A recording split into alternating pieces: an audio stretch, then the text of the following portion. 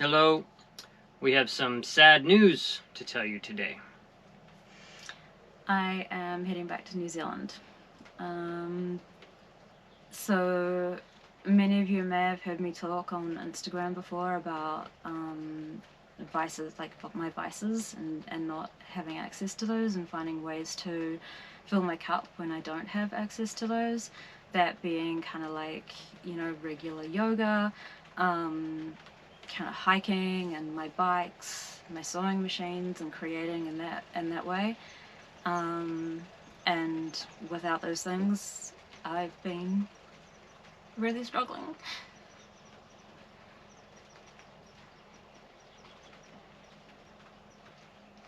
I've told Rhonda, like, people understand this life is very hard.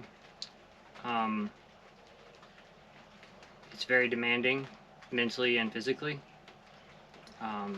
You're always on the go, and that has to do with the seasons, not to do with, like, me being some tyrant. It's just the nature of circumnavigating. So, it's a very, very difficult life that doesn't leave a lot of room for other things, unfortunately. No, yeah, sailing and definitely life revolves pretty much completely around the boat. Everything. Yeah, the boat comes first, pretty much, and everything around that. So it doesn't leave a lot of time. Like, that was one thing I've talked about before as well. Like, thinking that my perception of time in this life, or the way that we're circumnavigating, has been quite different. Like, when we're on the move, there isn't a lot of time to do things, and there's also, like, you've got the motion of the boat to play into that too. Like, it all plays into it, so it becomes very limited. Your time becomes quite limited as to what you can actually do. So yeah, but I just can't fill my cup, like, in the way that I need to here. So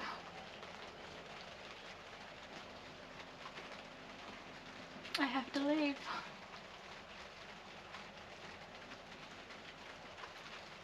But she has some other sailing adventures that she's going to be looking into getting that are less demanding. She has many friends with boats and different opportunities, so sailing's not going to be leaving your life. No, it's not at all. Like, I would still love to sail offshore and stuff like that. Like, it's not that, but like, I love it. I love sailing, and I never want to be without it. But it needs to be on my terms a little bit more to suit me and my needs. That's kind of what I've discovered. But yeah, it's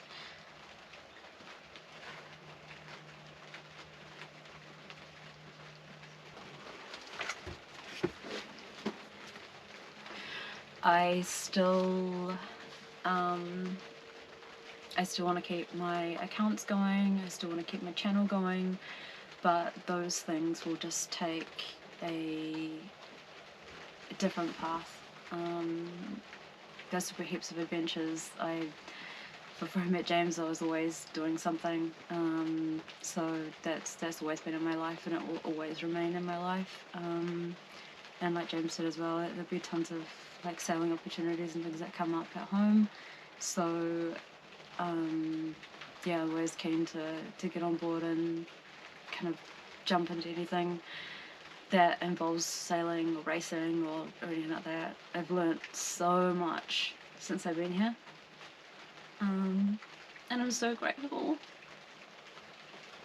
And that's one of the things I told Rhonda. She was afraid that, like, no one would, like, want to be interested in her Instagram account and following her. And I was like, maybe, like, a small percentage of people will leave because she's not sailing full time, but most people just love Rhonda.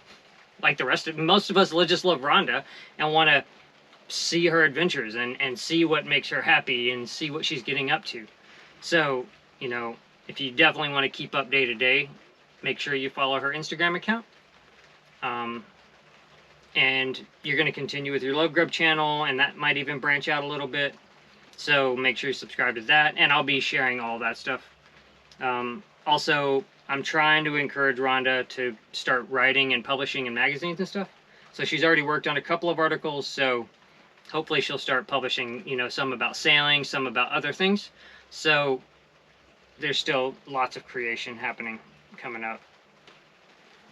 And I'll share anything she wants me to share for sure. And I just opened up my computer to kind of give you guys like a perspective of how many miles we've done. So Rhonda first came on board last December, so just shy of a year, at the end of December. And cruised with me in Marlborough Sounds, and then she joined the boat full-time in Sydney in February. And in total, Rhonda has done 4,381 nautical miles in less than a year. So that kind of shows you the scale of like what we've done this year. We visited 85 anchorages in Australia. I don't remember how many you visited in New Zealand. And then we've done... I think it was 9. So far we've done 25 here in Indonesia. So, you know, we've been saying for a long time, you gained a lot of merit badges. Sailing merit badges. So many merit badges. But that's another thing as well, like, sleep deprivation is massive. And I can probably count on one hand how many really good night's sleep I've had in 9 months, to give you some perspective. Yeah, so I think I'm exhausted. Like, yeah. James is exhausted, but he's also got, you know, a few more years experience than me in this, and I'm tired. I need a rest.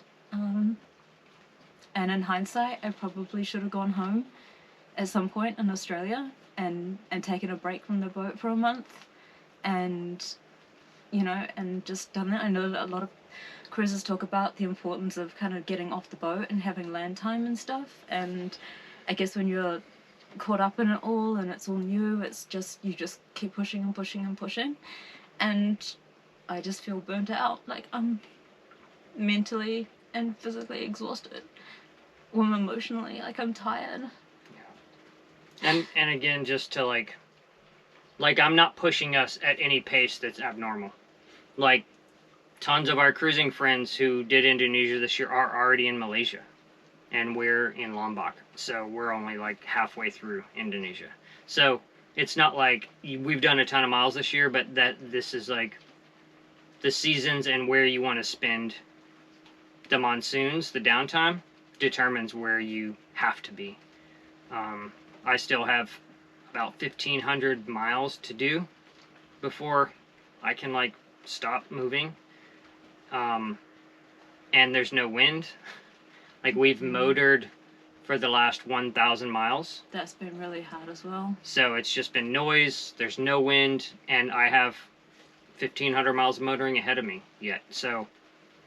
That's another thing, like, here in Indonesia, for instance, like, we're motoring all day, and then you turn the engine off, and there is so much noise pollution outside with mosques, boats, just blaring music on shore, so much noise pollution, so you never really get a rest either from that switch on. Like, we've stayed in a couple of anchorages, I think, that have been one in particular that had pretty much next to no noise, and the other was fairly quiet but still had the odd boat noise.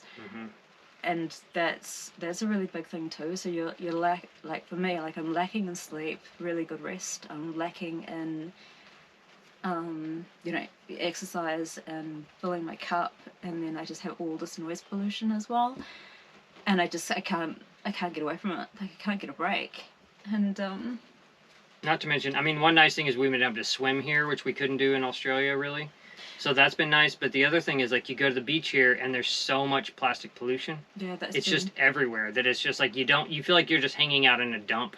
That's been so really you don't want to be there. So, like, being in nature is like important for the soul, and very important for you. Yeah. Yet even walking through the forest here, there's just plastic and litter everywhere. Yeah, that's been really... On every trail, everywhere. Not just like some places. Yeah. Every place we go. Yeah, like, even like when we were in Banda and we went to the Spice Islands and stuff, and we were like walking around these, you know, ancient groves, you know, there was just piles and piles of rubbish, and to be honest, like, that's been breaking me as well. It's been really hard. And I know, like, I know that it's like it's out there and it's a big thing in that, but it's been really mentally hard to see. Yeah. So that's where we're at. Tomorrow we're gonna head to Bali, and we're gonna spend like 4 days not filming. We're just gonna film. We're just gonna go stay in some nice resorts, see Bali, see some beautiful things, and then Rhonda's gonna head back home. I'm excited for her to get to see her daughter and her family and all that stuff. And hopefully she will mail me chocolate.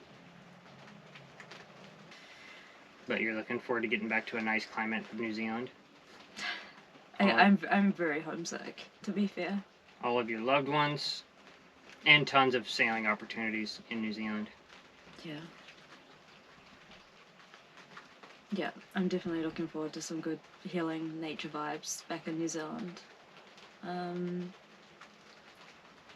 For those that have been will know how epic it is there and how awesome the nature is if they've gotten out and explored New Zealand a little bit.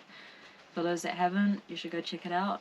But I'll share some favourite places with you and some new ones. There's definitely a lot of things to do on my to-do list in New Zealand I still haven't ticked off, and I've travelled the entire country. There's always something to do, either on or off the ocean. So I just want to say a massive thank you to everybody that was so welcoming and supportive when I came on board. It was overwhelming and I appreciate it greatly. So yeah, those who want to stick around and continue to follow me on my journey, you're more than welcome to. And yeah, hopefully it won't be the last of me. I want to thank everyone also that has watched me for so many years. So many people were watching my adventures when I was solo, and then cheered us on when we fell in love and Rhonda moved aboard.